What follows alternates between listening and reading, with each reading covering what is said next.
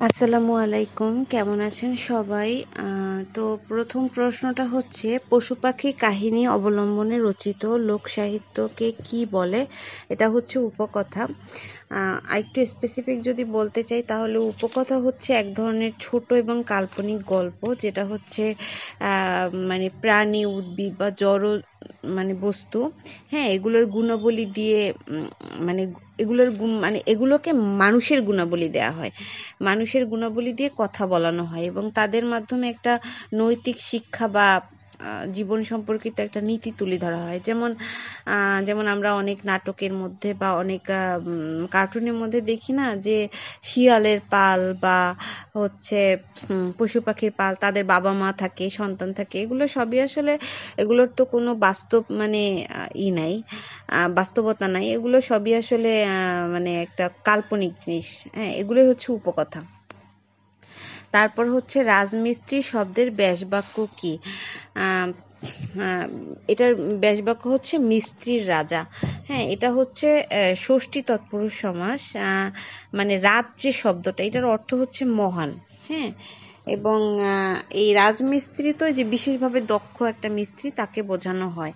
তো এই সমাসে এই যে রাজা শব্দটা, হ্যাঁ, এই শব্দের স্থানে রাজ রাজ উপশব্দটি যুক্ত হয় এবং মিস্ত্রি শব্দটা তৈরি হয়। তারপর হচ্ছে বার্ষিক শব্দটির সঠিক প্রকৃতি প্রত্যয় কোনটি? হ্যাঁ, আগে আমরা একটু আচ্ছা, এটার প্রকৃতি প্রত্যয় হচ্ছে বর্ষ যোগ স্মিক।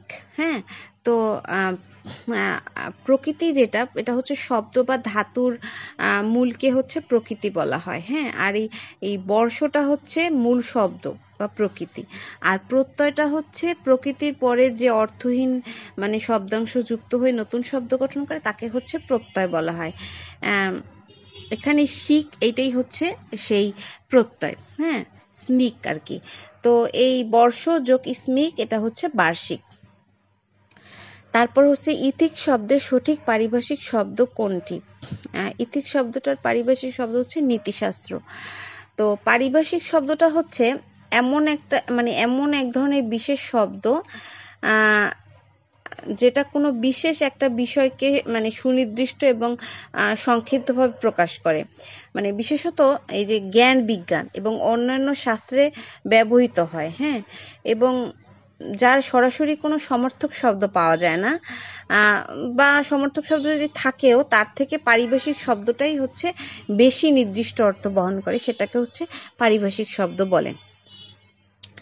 তারপর হচ্ছে সোমপুর মহাবিহার বাংলার কোন শাসনামলের স্থাপত্য কীর্তির নিদর্শন? এটা হচ্ছে পাল শাসনামলের একটা স্থাপত্য কীর্তি। হ্যাঁ, এবং এই যে পাল বংশের দ্বিতীয় রাজা যে ধর্মপাল ছিল, সেই হচ্ছে এটা অষ্টম বা হচ্ছে নবম শতাব্দীতে এটা হচ্ছে নির্মাণ করেন। হ্যাঁ, তো এই যে এই সোমপুর বিহারটা, এটা হচ্ছে বাংলাদেশের নওগাঁ জেলায়, মানে নওগাঁ জেলার বদরগাছি উপজেলার পাহাড়পুর গ্রামে অবস্থিত।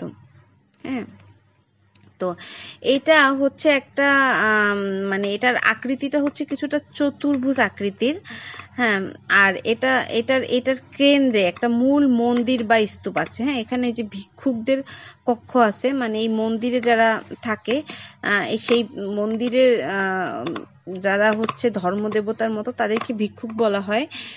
তাদের হচ্ছে 177টি কক্ষ আছে। হ্যাঁ, আর এটা মানে এশিয়া মহাদেশের বৃহত্তম একটা বিহারের মধ্যে একটা অন্যতম, এবং এটা কিন্তু মানে ইউনেস্কোর বিশ্ব ঐতিহ্যবাহী স্থানের মানে তালিকাভুক্ত। তারপর হচ্ছে প্রতীচী শব্দের বিপরীত শব্দ কোনটি? প্রতীচী শব্দের বিপরীত শব্দ হচ্ছে প্রাচ্য। তো প্রতীচী শব্দটা হচ্ছে পশ্চিম দিক বোঝায়। তো পশ্চিম দিক বলতে বোঝানো হয়েছে যে ইউরোপ আমেরিকা বা অন্যান্য যে পশ্চিমা দেশগুলো, সেগুলোকে বোঝানো হয়। আর প্রাচ্য শব্দটা হচ্ছে মানে এটা তো হচ্ছে পশ্চিম দিক, তাহলে প্রাচ্য শব্দটা হচ্ছে পূর্ব বা পূর্ব দেশীয় এরকম। মানে এই পূর্ব দিক বা পূর্ব দিক থেকে উদ্ভূত বিষয়গুলোকে আর কি বোঝানো হয়। যেমন এটা শুধু কিন্তু পূর্ব দিকই বোঝায় না, যেমন এশিয়া, ভূমধ্যসাগরীয় অঞ্চল বা আরব বিশ্বের মতো নির্দিষ্ট কিছু অঞ্চল, তাদের সংস্কৃতি, সামাজিক কাঠামো, এগুলোকে মূলত বোঝানো হয় প্রাচ্য। তো আশা করছি সবার ভালো লেগেছে। সবাই ভালো থাকবেন। আল্লাহ হাফেজ।